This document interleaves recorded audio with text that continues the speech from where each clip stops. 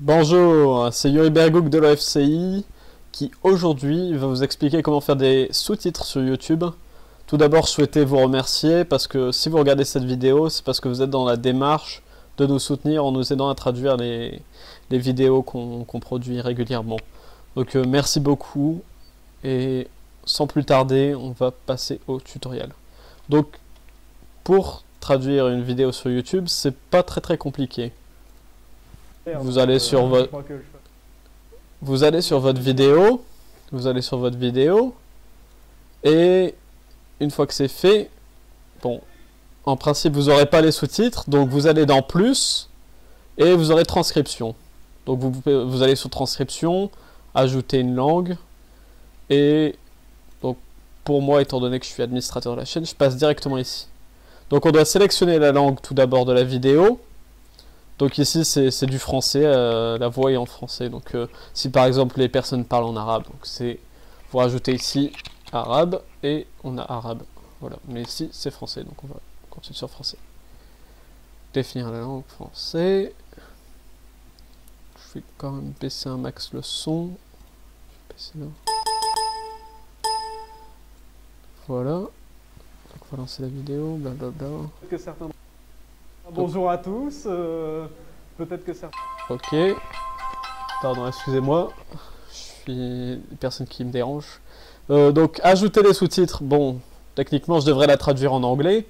Mais on va la sous-titrer en français. Comme ça, je vous montre concrètement ce que ça donne. Donc, on va cliquer sur français. On peut soit importer un fichier extérieur à YouTube, pour ceux qui font des sous-titres en extérieur de YouTube, mais on va pas se prendre la tête, on va créer des sous-titres. Donc on va cliquer sur créer des sous-titres. Maintenant la vidéo se retrouve à droite, et donc il y a les sous-titres à gauche.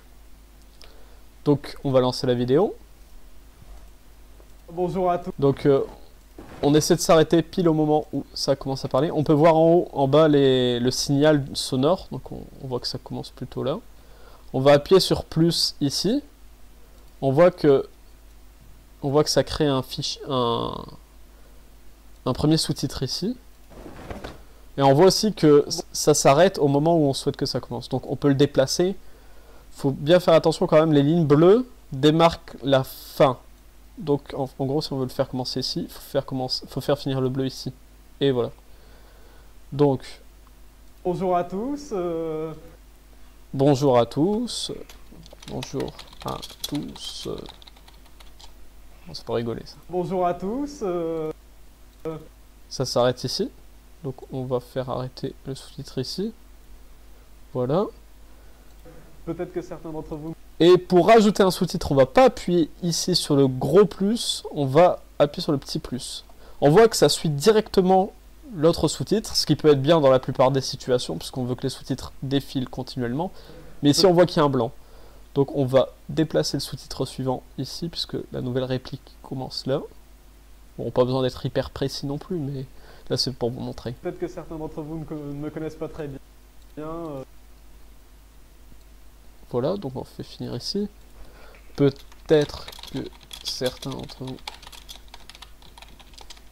ne me